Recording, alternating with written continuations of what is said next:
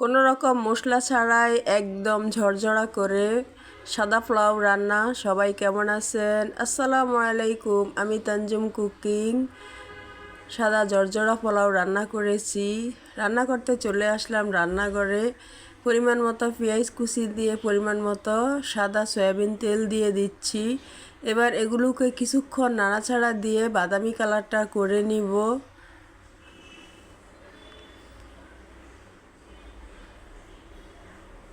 এই যে বাদামি কালারটা হয়ে আসছে। এই সাদা ঝরঝরে পোলাওটা কিন্তু কোরবানির গরুর মাংস দিয়ে খেতে অনেকটাই টেস্ট হয়। তাই আপনারাও এভাবে বাসায় মশলা ছাড়া সাদা ঝরঝরা পোলাওটা রান্না করে নিয়ে খেয়ে দেখতে পারেন, খেতে কতটাই টেস্ট। এই যে আমার পেঁয়াজটা বাদামি কালার হয়ে আসছে, আমি এখন ব্রেস্তার জন্য তুলে রাখবো অর্ধেকগুলো পেঁয়াজ। তেলটাকে ঝরিয়ে নিব ভালো করে।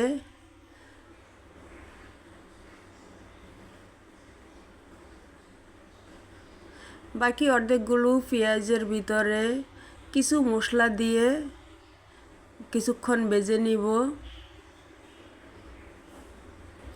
এখানে আমি শুধুমাত্র দিয়ে দিয়েছি লং, এলাচ, দারচিনি, বিভিন্ন মশলার গুঁড়াটা 1 টেবিল চামচ দিয়ে কিছুক্ষণ বাগার দিয়ে নিলাম। এবার এখানে দিয়ে দিব পানি। আধা কেজি একটা মগ দিয়ে মেপে পানি দিয়ে দিব। আমি যেহেতু এখানে 1 কেজি চাউল রান্না করব, তাই এখানে 1.5 কেজি পানি দিতে হবে। তাই আধা কেজি মগ দিয়ে 2 মগ পানি দিয়ে দিচ্ছি। বাকি 1 মগ কিন্তু দিব পরে। এরপরে দিয়ে দিচ্ছি কয়েকটা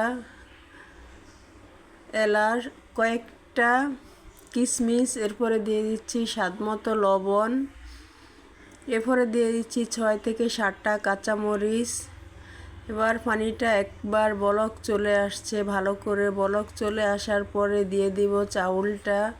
এভাবে কিন্তু পোলাওটা রান্না করলে ঝরঝরা হবে, খেতেও কিন্তু অনেকটাই টেস্ট হবে।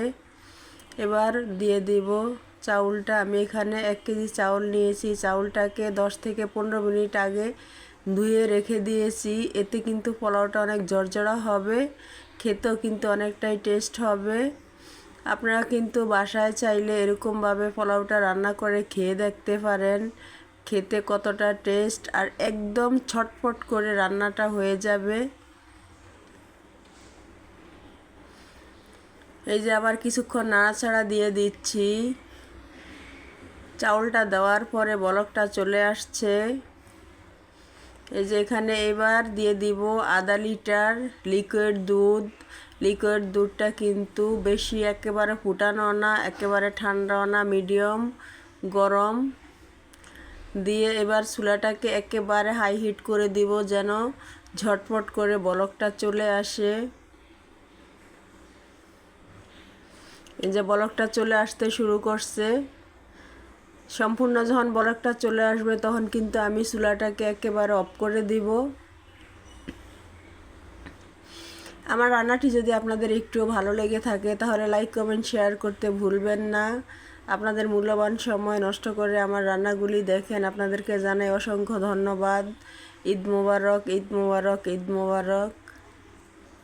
রান্নাটি যদি আপনাদের একটু ভালো লেগে থাকে তাহলে একটি লাইক দিয়ে দিবেন আর আমার চ্যানেলটিকে সাবস্ক্রাইব করে আমার পাশে থাকবেন। এই যে চুলাটা বন্ধ করে দেওয়াতে পোলাওটা একেবারে কি সুন্দর হয়ে গিয়েছে। আমি কিন্তু অফ ক্যামেরায় কিছুক্ষণ ঢাকনা দিয়ে রেখে দিয়েছি, পোলাওতে তো ঢাকনাটা ব্যবহার করতেই হবে। এই যে এখন ভালো করে নাড়াচাড়া দিয়ে দিব, নিচেরটা উপরে উঠিয়ে দিব, উপরটা নিচে নামিয়ে দিয়ে আবার ভালো করে কিছুক্ষণ ঢেকে রাখবো। এতেই কিন্তু পোলাওটা হয়ে যাবে আর ঝরঝরা হয়ে যাবে।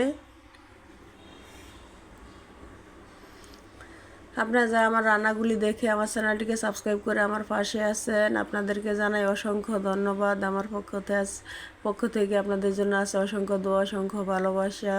যারা এখনও সাবস্ক্রাইব করেননি, রান্নাগুলি দেখেন ঠিকই কিন্তু সাবস্ক্রাইব করেননি, আপনাদের প্রতি অনুরোধ রইল চ্যানেলটিকে সাবস্ক্রাইব করে আমার পাশে থাকবেন।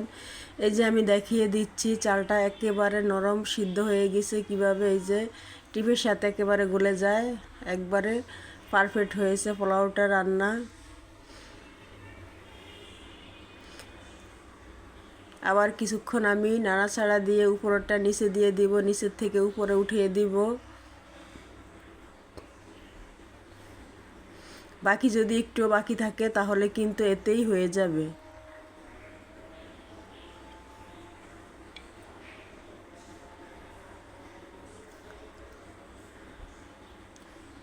নাড়াচাড়ার পর এবার আমি দিয়ে দিব ব্রেস্তা, যে ব্রেস্তাটা উঠিয়ে রেখে দিয়েছিলাম ওই ব্রেস্তাটা এখন দিয়ে দিব। যে ব্রেস্তাটা আমার দেওয়া শেষ। আমার রান্নাগুলি যদি আপনাদের একটুও ভালো লেগে থাকে তাহলে লাইক কমেন্ট শেয়ার করে দিবেন। আমার রান্নাটি ছিল আজ এই পর্যন্ত। আগামী অন্য কোনো রান্না নিয়ে আপনাদের সাথে দেখা হচ্ছে। সে পর্যন্ত সবাই ভালো থাকবেন, সুস্থ থাকবেন। আল্লাহ হাফেজ। আসসালামু আলাইকুম। ঈদ মোবারক, ঈদ মোবারক। টাটা।